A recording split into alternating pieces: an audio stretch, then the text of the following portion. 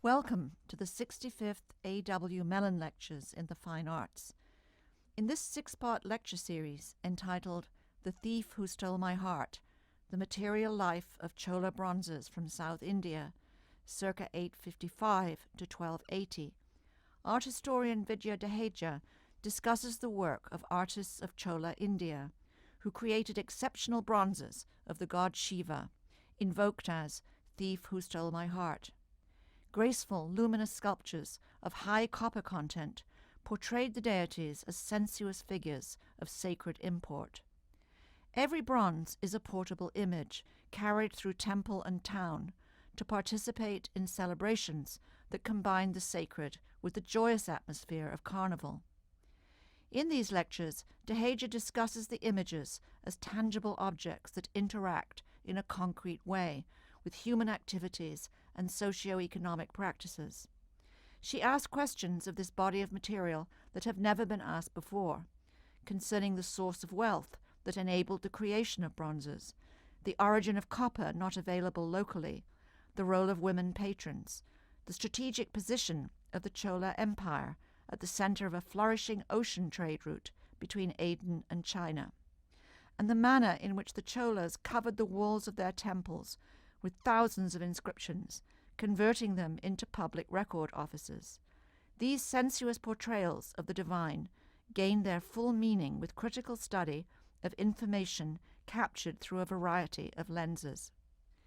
In this first lecture, entitled Gods on Parade, Sacred Forms of Copper, originally delivered at the National Gallery of Art on April 3, 2016, Professor Dehejia focuses on the extraordinary concept of the deity as an active participant in a range of temple festivities, celebrating a wedding anniversary or enjoying the fresh breeze at the beach. It examines the introduction of copper to produce these many bronzes, whose method of creation allows no replicas. Each Chola bronze is a singular, unique image, solid and weighty. Let me start by introducing you to an unnamed master. Equal in stature to Lysippus of ancient Greek or Donatello of early Renaissance Florence, the unnamed master who created the original wax model for this four-piece bronze group. His work captured my imagination. It lured me in, you could say, and clearly will not let me go. Living in Chola-ruled South India, this master was attached to a workshop. Together with the foundry craftsman, he oversaw the translation of his wax model into the finished bronzes of solid metal that you see in front of you. The centerpiece of the group represents the supreme god Shiva taking the hand of his bride Uma in marriage. To the far right is god Vishnu, the other major god of the Tamil-speaking region of South India. Here he plays the role of officiating priest, and his consort, goddess Lakshmi, far left, is portrayed as the bride's friend and confidant. The master has captured a fleeting moment, a tender moment, gives us a confident and eager bridegroom and a shy, hesitant bride. This is none other than that paradoxical god Shiva, ascetic of ascetics, who wears dreadlocks, serpents, skulls, tiger skin. Interrupted from intense yogic meditation, he opened his eyes only to fall in love with Uma. Here, forearm Shiva stands relaxed as the handsome bridegroom, with the diadem holding back his matted locks that are piled high up on his head. He wears long pendant earrings, a series of necklaces, a Brahmanical sacred thread that diagonally crosses his chest, a high waistband, large armlets, elbow band, bracelets, rings on 8 toes and 8 fingers, I should say 16 fingers, forearmed, that further adorn him. With his front right hand, he reaches out confidently and takes his bride's right hand in marriage. Note the way in which the master artist has positioned a very young, timid Uma to stand a trifle hesitantly, a few steps behind the powerful bridegroom, with her shoulders curving inwards as if to shield her vulnerable body. Notice, too, how well the master artist has captured the hidden understanding of a sensitive moment by the bride's confidant. She uses both her hands to gently urge this innocent, timid, and exceedingly bashful bride to move towards Shiva. How extraordinary that the artist should have bothered to capture this delicate moment, this sensitive communication that is all but invisible in full frontal view. None but us fortunate few who can see the image from this angle, a millennium after it was created, may appreciate the empathy displayed by the sculptor in his perceptive portrayal. In the Western world, we speak of God having made man in his own image. In the Tamil-speaking region of South India, we may speak, without the slightest suggestion of disrespect, of artists and poets making the gods in their own image. The bronzes are evocative, sensitive, exceedingly sensual in their portrayal of an idealized body, very different from the lifelike portrayals displayed in the National Gallery exhibition Power and Pathos that closed just about 10 days ago. These bronzes signal a direct and appealing path to the divine through an appreciation of the beauty of the body of God, through a rapturous engagement with that beauty that is intended to steal your heart and soul. The poet saints of South India, whom we will encounter shortly, presented that beauty to their devotees in ecstatic verses that describe the glory of God's body. They addressed Shiva in their hymns as God with the golden form, you who take for color the sunset's brilliant hue. He is my pearl, my precious gem, glittering branch of coral, bright flame. He's addressed as youth who shines as a ruby, as a cluster of emeralds, being who enters my heart, stirring memory. Equally mesmerizing are phrases that describe the goddess Uma. She moves in beauty like the swan.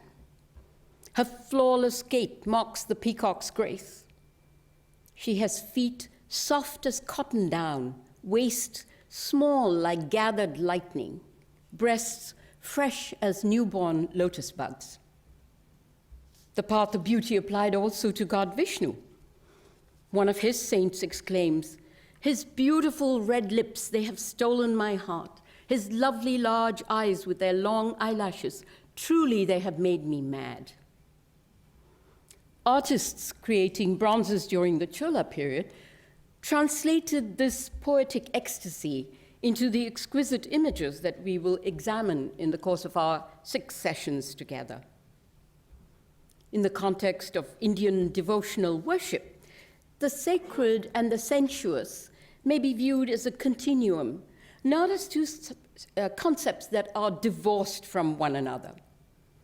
Sheer physical perfection of form was seen as a reflection of spiritual beauty and spiritual supremacy, and inseparable from it. In the context of the Buddha, and remember the Buddha was an Indian prince, a Buddhist text describes each element of his bodily beauty and attributes each one to a particular set of praiseworthy actions that he had performed. So in India, spiritual beauty and bodily beauty really went hand in hand. This set of lectures will indeed acknowledge and delight in the sensuous beauty of Chola bronzes, but we will move beyond the sensuous, beyond this sheer physical beauty of Chola bronzes, to ask numerous questions of this material, questions that have never been asked before. What were the circumstances that permitted the creation of numerous temples and exquisite bronzes, despite the constant warfare necessary for the Cholas to retain and expand their empire? To what extent was female patronage, especially of the early Chola queens, a force to be reckoned with? What was the source of the pearls and corals used to create the beautiful jewelry that further adorned these bronzes? Jewels of a type that you actually see in the richly adorned Chola bronze on the far right in current-day worship. And could the quest for pearls and corals, for gold, rubies, and diamonds have instigated Chola wars with their neighbors? Another question. Chola bronzes are 90 to 95% copper. There is no copper at all that may be profitably mined in the granite region of the state known today as Tamil Nadu, a fact blissfully ignored thus far. My quick calculations reveal that temples in just the heart of Chola territory, in just 3 small districts, would require 200 tons of copper for its sacred images. So where did the bronze casters and their patrons suddenly procure such large quantities of copper? What was the source of wealth that enabled donors to commission so many bronzes and to further adorn them with lavish jewelry? Why do so many bronzes display the green patina that forms when copper is subjected to high humidity? We see it here on the first and third bronze on the screen, and we saw it on the marriage group we just encountered. So many questions to explore in our 6 weeks together as we take a journey of discovery through 4 centuries in the artistic culture of South India. In the middle of the 9th century in South India, an upstart with an ego and a good sense of military acumen took a city by storm, the city of Tanjavur. His name was Vijayalaya Chola, and we know nothing of his antecedents except that he had the chutzpah to take the name Chola that belonged to a renowned dynasty that had faded from the scene some centuries earlier. By about 1025, Vijayalaya's successors had expanded their area of influence from this immediate vicinity of the town of Tanjavur to encompass all of South India, the Maldive Islands, and much of Sri Lanka, the lavender-shaded areas. They also made naval forays across the Bay of Bengal into Sumatra and the Malaysian peninsula, which were both under the control of the Srivijaya dynasty. The Chola kings were politically shrewd and ambitious. They were refined and cultured. They were deeply invested in the religious ethos of Hinduism, especially in the devout worship of god Shiva. They built temples and sponsored some of the most important images of their deities in the medium of bronze. There is nothing quite like these images anywhere else in India. There is no parallel tradition in northern India or in western India or eastern India. Let's take a quick look at what was happening in the rest of the world when these bronzes were created in South India. In 850, as the Cholas came into power, the Abbasids of Baghdad controlled Central Asia, North Africa, and Spain, while the Tang dynasty ruled China. Europe, by contrast, was at a low point in its cultural history. By 985, when Chola ruler Rajaraja ascended the throne, the Fatimids of Egypt had replaced the Abbasids, while the Sung dynasty was in power in China. When Rajaraja completed his great temple at the city of Tanjavur in the year 1012, this is a granite structure 210 feet tall, the Romanesque churches of Europe were not yet built. Work on the cathedral at Pisa, for instance, would start in another 50 years and continue for almost 3 centuries. When Chola power came to an end in the 13th century, some 70 years after this last great royal temple, the Gothic cathedral in Europe was just reaching its peak with the completion of the Notre Dame in Paris.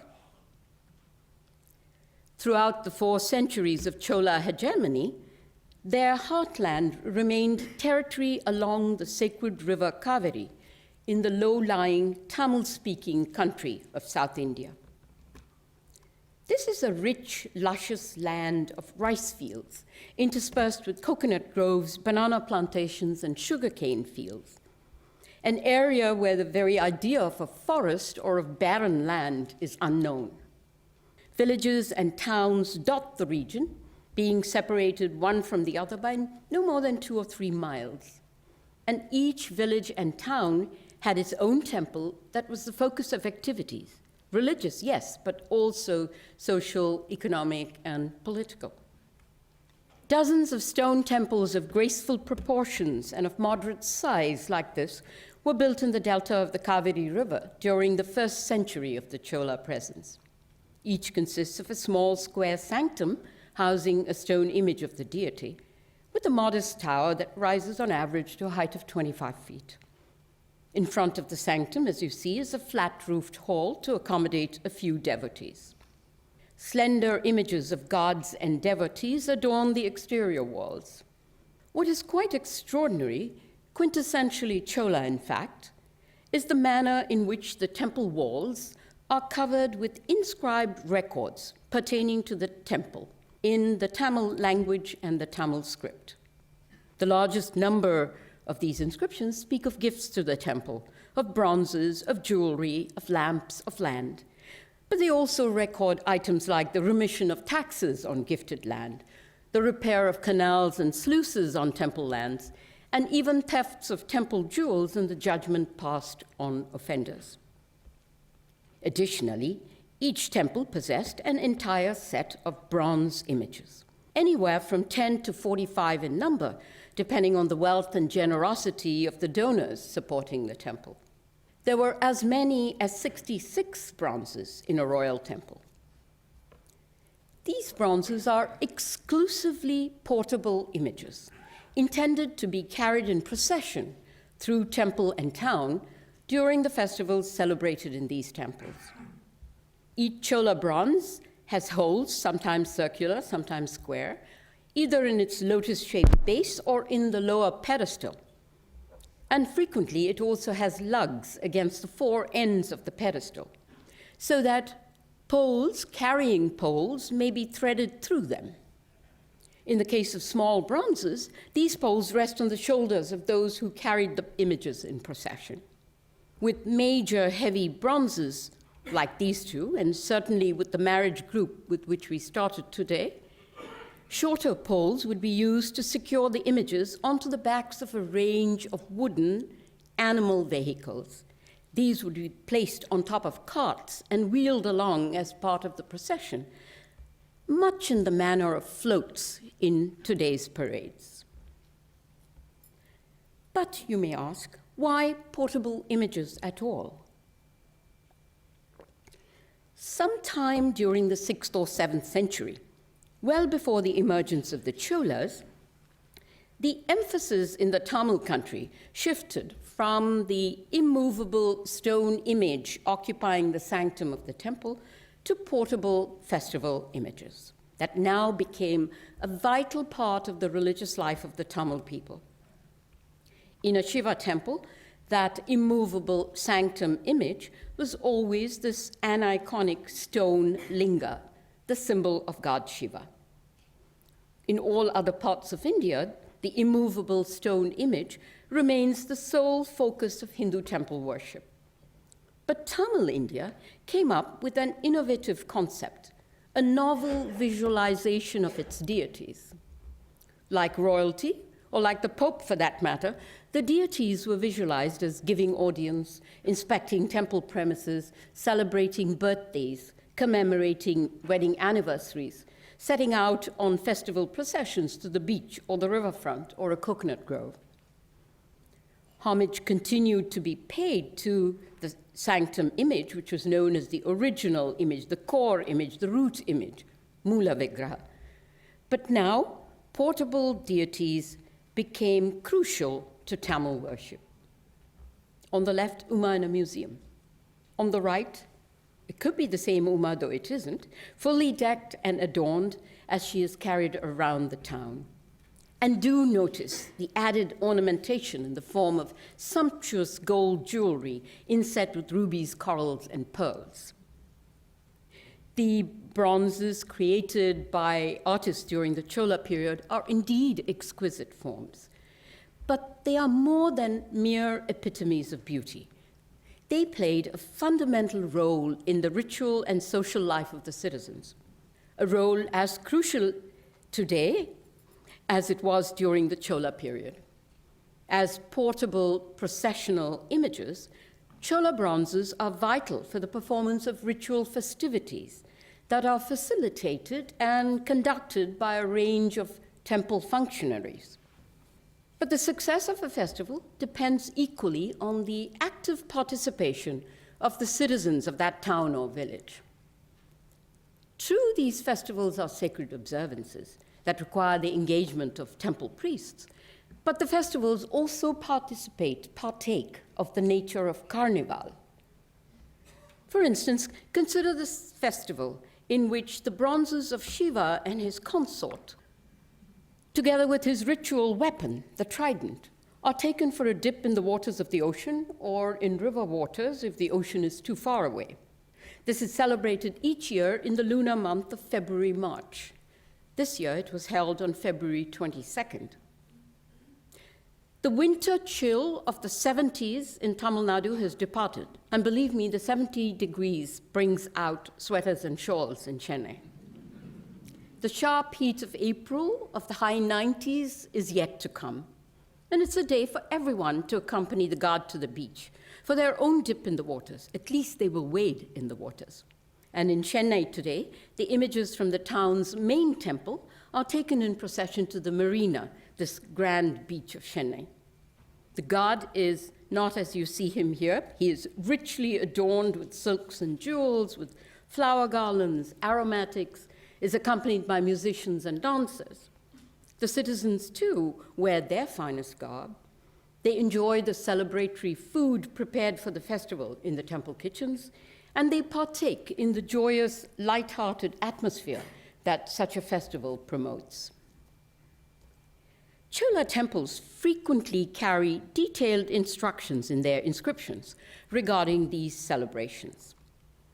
At a temple in the coastal belt, a Chola inscription speaks of as many as 56 days in a year being celebratory festival days. The list is fascinating. It emphasizes the days away from routine activities for the population. The first day of each month, its new moon day, for instance, are two guaranteed holidays, or should I say, holy days.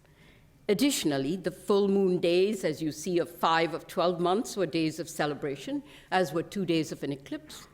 And the inscription speaks of 3 more festivals that extend over multiple days, described in the inscription as sacred days on which the deity rose and emerged to view the sacred streets. In other words, festival processions outside the temple. Apart from the ritual priests, we read of 8 persons who were paid to carry the deity in procession, 26 supervisors to ensure the appropriate performance of the festival.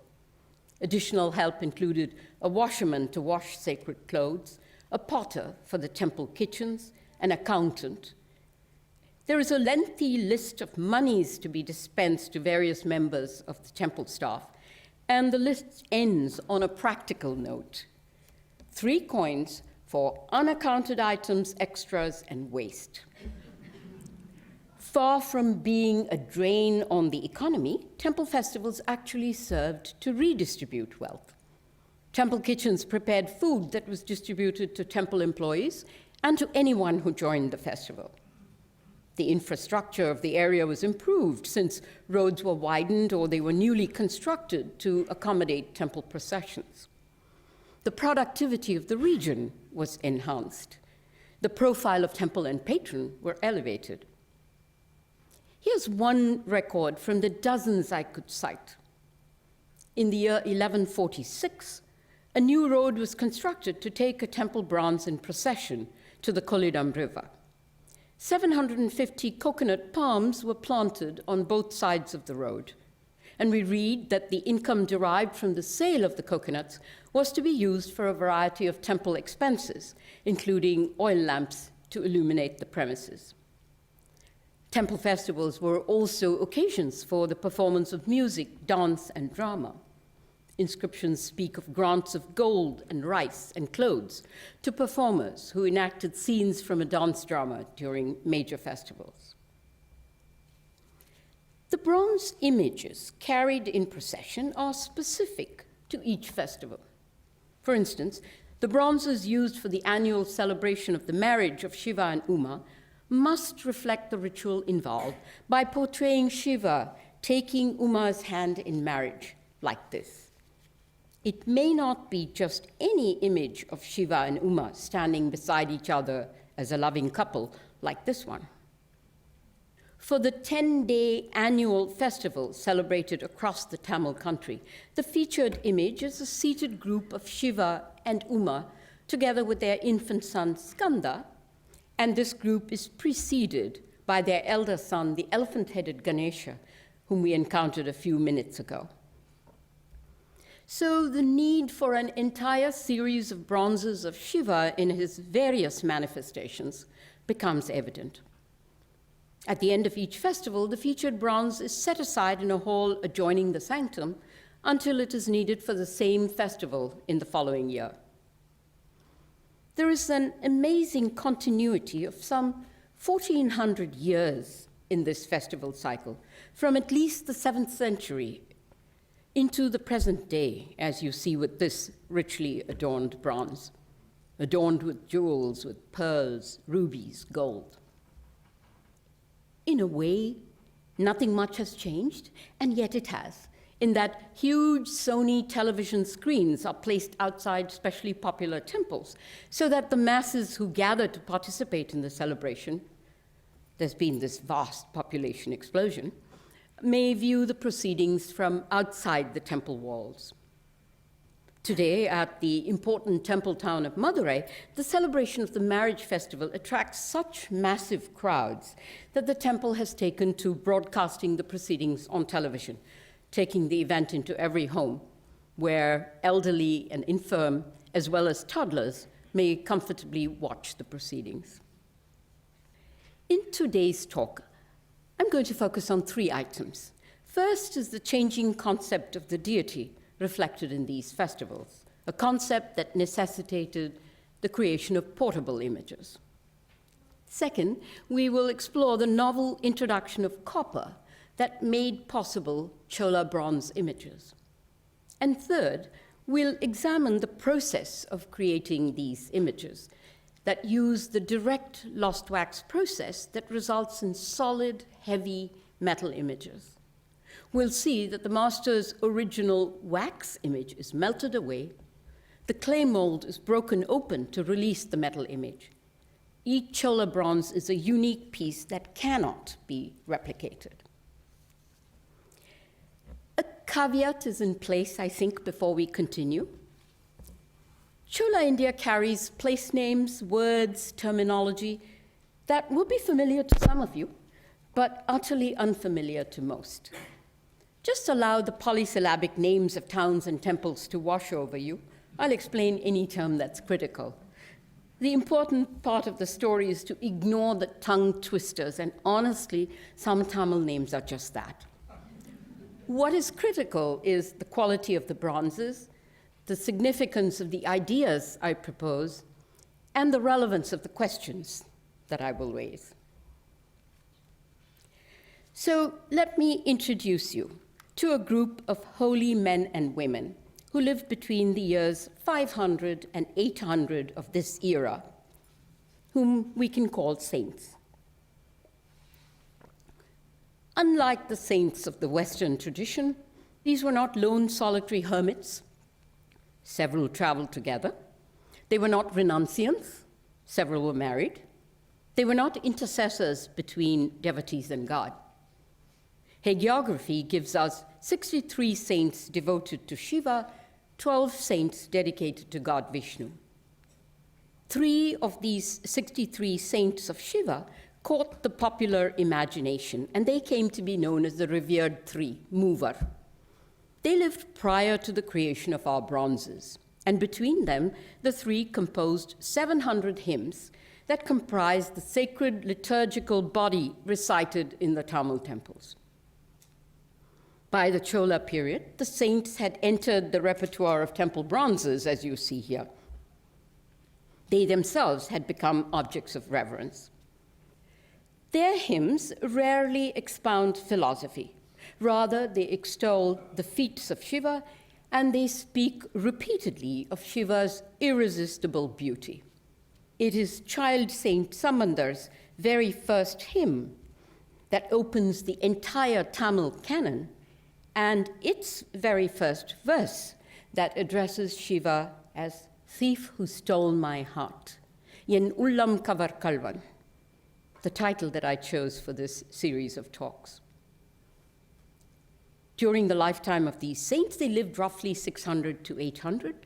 There were few built temples in the Tamil region, not even of brick, wood, and thatch.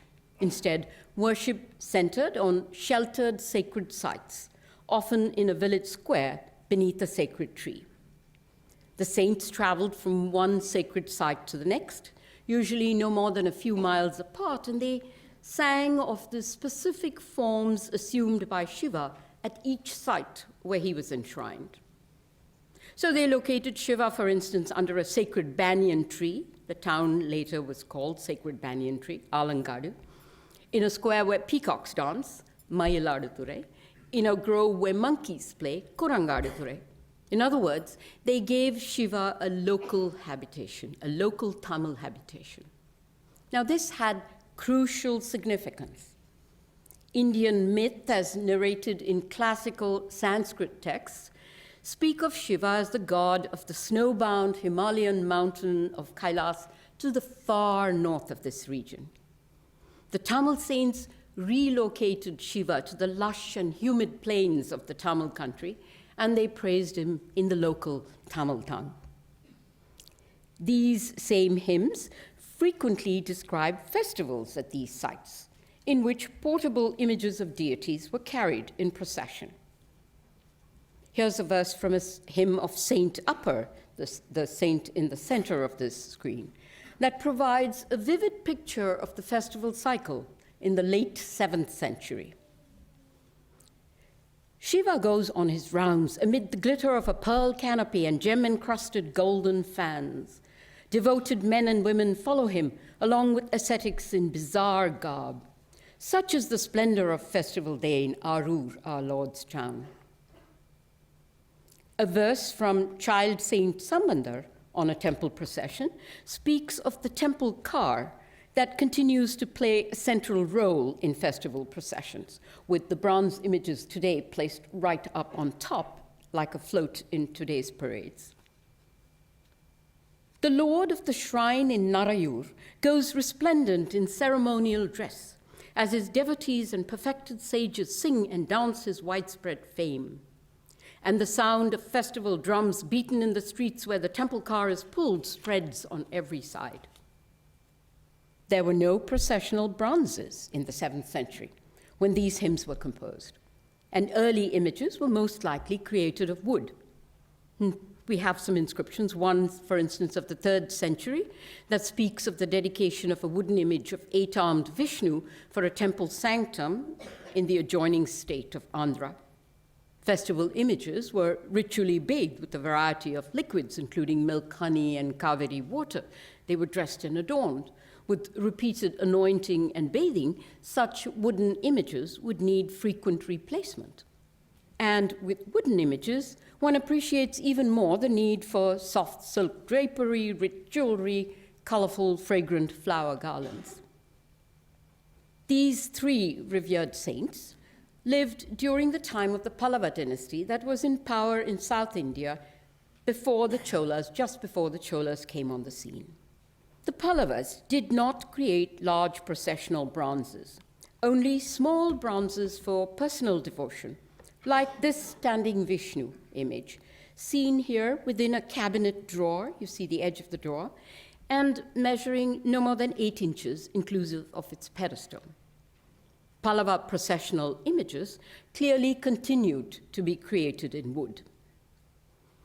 But around the year 855, a dramatic change occurred that involved the introduction of copper on a scale never before seen in Tamil Nadu. now began the creation of what the inscriptions call sacred forms of copper, Sheppu Tirumeni. Pure copper, as many of you know, is difficult to cast as it has a tendency to trap bubbles of gas, but the addition of just 10% of tin creates that perfect alloy known as bronze. A technical study of a group of 4 Chola bronzes reveals that they have a copper content between 90 and 95%. The remaining 5 or 10% is roughly equal quantities of tin and lead. All Chola bronzes are solid bronzes, so that this image of dancing Shiva from the Cleveland Museum comes just about to my armpit in size, weighs 257 pounds. So Chola bronzes are extremely heavy pieces of solid metal. Bronzes from just about every other part of the world are hollow and thus far more economical in the use of metal. And before we leave these images, let's look at the Pallava bronze relative to the size of the Chola dancing Shiva, 8 inches.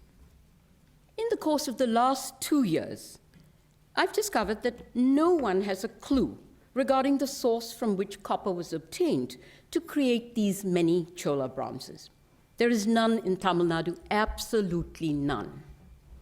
Extraordinary, isn't it, that such an important issue could be overlooked by all of us without so much as a second thought? How is copper procured in sufficient quality, in sufficient quantity, to revolutionize the production of processional images? And for that matter, to be available for copperplate inscriptions issued by each Chola monarch. One set of 85 sizable copper plates issued by Emperor Rajendra weighs all of 330 pounds. The main sources of copper in India, Rajasthan and Bihar, both in northern India. But let's look at trade networks in general and the likely possibility that Chola bronzes depended on the import of copper into South India. A Greek sailor's log of the 1st century, the Periplus of the Erythraean Sea, mentions copper as an import into India, into Barigaza or Bharuch, a port north of Bombay. However, the text is somewhat contradictory, as another passage speaks of copper being exported, presumably from northern India. What about early indigenous texts? There is a Sanskrit lexicon, a famous Sanskrit lexicon attributed to the 6th century, and it refers to copper as mlecha mukha. Mlecha is any foreigner, foreign-faced. A 13th century metallurgical come medicinal text, 13th century, so it would date to the very end of the Chola period, speaks of 2 categories of copper, one from Nepal and the other from Mlecha. Mlecha, once again, that foreign country. And then we have that amazing cache of letters from the Cairo Geniza that deals with the India trade, written by Jewish merchants from Aden across to the west coast of India. One group of 12th century letters is addressed by Joseph ben Abraham, based in Aden, to Abraham ben Yeju, who owned a bronze factory in the town of Mangalore on India's west coast. Copper, both in the form of bars and damaged utensils, was sent from Aden to South India for conversion into new products. A 10-cornered tray, as you can read, a water jug, a candlestick, and then shipped back to Aden. Now, wait a minute. Isn't this perhaps the earliest instance of outsourcing? Something we consider a 20th century phenomenon? Raw materials sent to India, it's reprocessed there, and a finished product is returned. Seriously, though, why ship copper from Aden to South India if copper was readily available in South India? If available, was it just too expensive and therefore cheaper to ship to India? Another possibility, might copper have served a dual purpose, being also ballast for ocean trade vessels? My expert colleagues in the fields of geology and metallurgy, from Australia and London, Denver and New York, Washington and California, including stalwarts like Paul Craddock, Vince Piggott, Ian Glover, tell me that pinpointing the source of metal is the single most difficult task to achieve. They suggest that I leave the source of copper as an unresolved issue to be researched in future collaborative projects in which they have expressed interest in participating. But recently, I have found an unexpected and exciting possible source for Chola copper in immediately neighboring Sri Lanka, thanks to the works of two Sri Lankan scholars of archaeology and metallurgy. Could access to a close-by source of copper have been one of the reasons for the Chola obsession with Sri Lanka. The Seruvilla copper belt, I've marked it a coppery color on this map, is close to the port of Trincomalee. It has yielded archaeological evidence of copper ore extraction on what can only be called an industrial scale during the first millennium. Excavations have yielded numerous furnaces with several massive slag heaps, each 30 to 40 feet high and extending anything from 1,500 to 2,000 feet in length. Sri Lankan scholars are certain that Seruvilla copper was exported. They only don't know where it went. They never thought of India because they assumed that there was copper in Tamil Nadu. And backing up this evidence of Sri Lankan copper working are several inscriptions from Sri Lanka. One, for instance, speaks of a great copper working guild.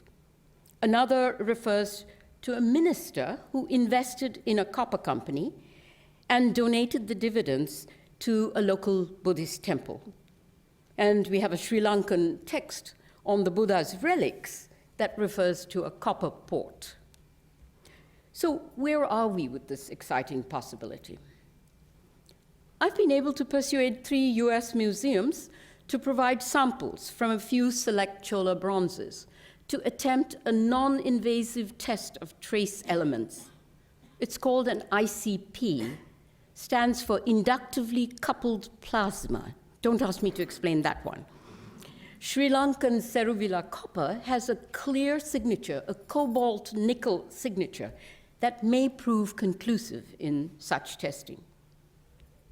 I found to my dismay that ICP metal testing is not something undertaken routinely, even by labs in this country. But with the help of the head of the Freer Gallery Lab and the Smithsonian's Museum Conservation Institute, I hope it may be possible to get such testing done by the end of the year. So, more to come on this issue of this possible source of copper. We turn to what might well be the earliest known processional bronze. And for this, as you can see, we are returning to the theme of Shiva taking Uma's hand in marriage, obviously not the greenish patinaed one with which we started, but this elegant duo from a temple in the coastal belt. Standing on a tall pedestal, Shiva is a slender figure, 27 inches tall, reaches out with his right hand to grasp Uma's right hand in marriage. Uma stands 20 inches tall. She lingers behind Shiva, not looking him in the face, preferring to turn towards the viewer. Shiva stands relaxed. His left lower hand is in the familiar gesture of protection and benediction. His 2 rear hands hold his emblems, the battle axe and a pet antelope, and a pet serpent rears above his shoulder. He wears a short dhoti held in place with a large decorative clasp and is richly adorned. Necklaces, waistbands, sacred thread, armlets, elbow band, bracelets, rings, anklets, toe rings.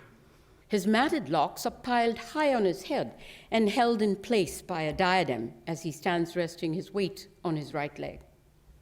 An exceedingly slender and youthful Uma wears a long skirt that clings to her limbs, and she too is adorned with diadem, large earrings, multiple necklaces, armlets, bracelets, anklets, rings. we will see repeatedly in the course of these 6 lectures that the body of the artistic tradition, whether it's human or divine, is invariably the body adorned. It is ornamented with a lavish range of jeweled ornaments, and then with cosmetics and fragrant pastes and flowers and fine fabric. The importance of ornament in the Indian artistic tradition cannot be stressed enough. Ornament is auspicious. Ornament is protective. Ornament makes the body complete. It makes it whole. It makes it beautiful. It makes it desirable. To be without ornament is to provoke the forces of inauspiciousness, to court danger, even to create danger. And such a belief is clarified in the poems, sacred poems of the day, that speak of armlets protecting the arms, necklaces screening the neck, earrings sheltering the ears. A 9th century Tamil poem, written at the precise time that the first Chola bronzes began to be made, is of relevance in its description of how Uma adorns Shiva before he embarks on his processional route. And listen to it, courtesy of Blake Wentworth's translation. She adorned him with a garland fashioned by the irrepressible god of love, and dusted him with wholesome fragrant powders. Taking up cool sandalwood prepared by women accomplished in the art, she applied it to his worthy chest. She clothed him in silk redolent with the scent of wish-giving trees, and tied golden anklets about his feet. She placed a crown set with a radiant crest jewel on his head, and on his forehead a shining diadem sparkling with gems. She ornamented his ears with fish-shaped earrings made of unpierced ruby, and taking up a beautiful diamond necklace, a strand of gold, a well-crafted necklace of enormous pearls, and a shining garland of victory, she wreathed his holy chest, and it shimmered in their light. She fastened brass studs around his mighty biceps and tied on a belt which delights all who see. She bound a waist cord about him, placed bracelets on his hands, and adorned his body with elegant designs. It is thus sumptuously adorned that Shiva emerges to meet his devotees. Every bronze we will examine in these lectures is richly adorned in the bronze itself, but we will see that devotees vied to make gifts of sumptuous jewelry in gold, set with rubies, diamonds, corals, and pearls to further adorn the bronzes. Clearly, you couldn't have too much of a good thing. This first marriage duo comes from the hands of a sensitive sculptor, similar to this modern master who works with a mixture of paraffin wax and the resin of a local tree. For the necklaces, armlets, belts, and other adornments, this prepared wax is further mixed in a 50-50 proportion with beeswax to create a more malleable texture suitable for carving those beads, the jewels, the clasps, and other details. The master craftsman creates the forms piece by piece, independently modeling torso, arms and legs, hands and feet, face, crown, headdress, and then joins them. Beside him, he always has a flame in which he softens the wax units to mold them better, and then a tub of cold water into which he places a finished piece.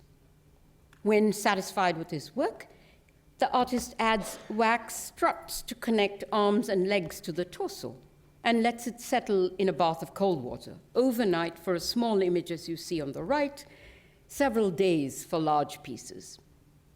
Then commences the addition of the first layer of extra fine clay from the Kaveri River.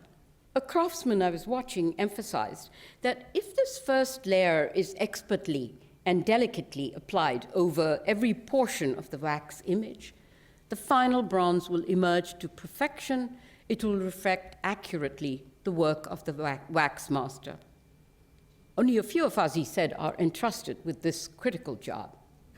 I then watched lesser workers apply several further layers of clay to create a mass that no longer provided even a hint of the image enclosed, the nature of the image. When the clay-enclosed wax image is fired, the liquid wax flows out of an opening left in the bottom, resulting in a hollow mold that reflects exactly the original wax image, But note that the master's original wax image is melted, it's gone. Metal casters now heat the copper, to which they have added small quantities of tin and lead, until it reaches the prescribed consistency that to them indicates the correct temperature. It's quite extraordinary that in the 21st century, they still use no thermometers, no mechanical gauges, no protective clothing, no spectacles, not even footwear. All this while, the clay mold has been slowly heated in a pit packed with coals in order to withstand the heat of the metal that it is now about to receive. It's placed head down into a receiving pit. You see a couple of very small images in that process on the right, and the molten metal is poured in through the opening at the bottom, from which the wax exited. The pouring is a skilled process, and metal workers have to ensure that air is not trapped anywhere and that the molten metal flows evenly through the connecting struts into each section of the mold. The metal-filled mold cools for several days before it is broken open. Initially, the workers use large hammers. Later on, as we see here, gentle strokes of a chisel reveal the image. If that crucial first layer of clay was expertly applied, little needs to be done except to chisel away the metal struts that connect limbs and torso, and to smooth the surface, to remove the skin, a dark surface that results from the process of firing. It's still seen on the face of this modern image. Why has it been left like this? Well, it awaits the arrival of the master himself. He usually returns at this stage to apply that expert touch of his chisel to ensure the hint of a smile or the perfection of an oval face. Modern bronze casters in the town of Swami Malay, which is famous for its bronze casting, they speak of their hallowed ancestry, and they continue to this day to create sacred bronzes for new temples, whether these are in Pittsburgh or in Delhi or in Chennai or on the island of Kauai. They now take certain shortcuts, like leaving a band of plain clay to represent a necklace. And they then use what we call cold chiseling after the metal image has emerged from the mold to carve the details of individual beads, as also the decorative details of drapery and other ornament, all of which still needs to be done with this figure on the right.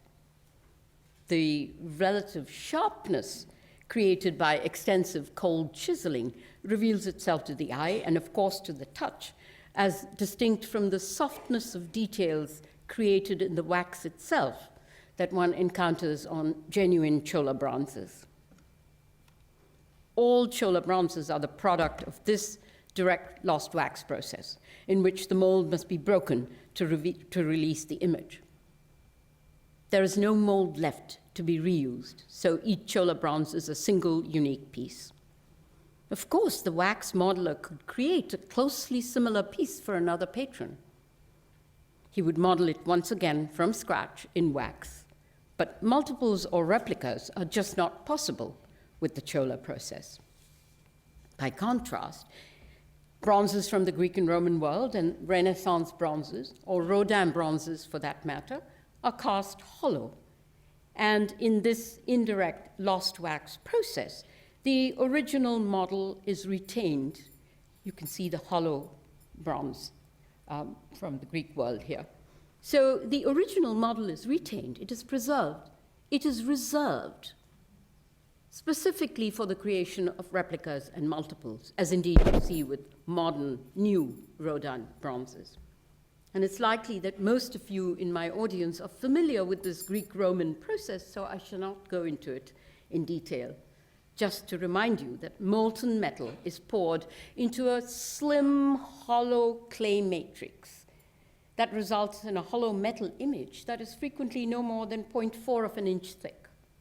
And this is totally different from solid Chola bronzes.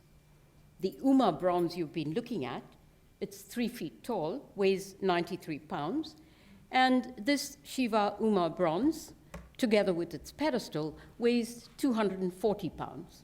Only pedestals may be cast hollow, as may be Shiva's accompanying bull, the bull that he rides. Nothing else may be hollow. The marriage duo from a coastal temple that we began to examine belongs to the very first generation of Chola processional bronzes, perhaps as early as 855, 860. And what a dramatic start they represent. No evidence of hesitant beginnings. Where did this master come from? Where is his other work? Is it perhaps buried underground? Since the entire art of processional bronzes is in its infancy, we must assume that the artist who created this duo trained as a sculptor in a wood or stone carving workshop. I apologize for the poor quality of these views. These images, like several other important Chola bronzes, are locked away in a safe house. Access is highly restricted. I was fortunate to get an hour with this and with 2 other images, but photography was totally forbidden. It was so near and yet so far. So we have to do with these old archival images. Notice the markedly flattened form of the images, which is best seen in side view, as on the far right here. It's almost as if the figures were extracted, sort of sliced away from a bas-relief in stone or wood. This flattened treatment was probably characteristic of the wooden processional images that preceded these first bronzes. Indeed, a parallel treatment of flattened backs is seen to this day in a local Tamil craft tradition known as Marapachi, wooden dolls that are carved from a type of medicinal wood. In this bronze duo, one might say that we are witnessing the birth of the Chola bronze. The terminology of Pallava-Chola transition, sometimes used to describe these images, is fraught with problems. Any transition must surely assume a robust tradition in the earlier phase that then morphs into a slightly variant tradition. Since there is no Pallava tradition of sizable processional bronzes, I suggest abandoning such terminology altogether. From another temple in the coastal belt comes this exceedingly slender image of youthful Shiva, posed in exaggerated contrapposto, a posture favored by artists in India to suggest graceful movement. This might seem outlandish to those accustomed to the idea of verisimilitude, but it must be stressed that sculptors and painters in India never subscribed to the concept of mimesis, quite unlike the sensational bronzes of power and pathos. Additionally, in India, considerable importance was given to the concept of beauty in movement. Think of the very idea of a dancing deity, of a supple Shiva with a finely toned body who dances the world into creation, or of a heroic Shiva who dances a frenzied dance of triumph after having defeated threatening forces of evil. The Tamil concept of Shiva, combined with Chola aesthetics, is indeed a thing apart. In this image from a temple in the extended coastal belt, Shiva stands in relaxed splendor, playful serpent looking over his right shoulder.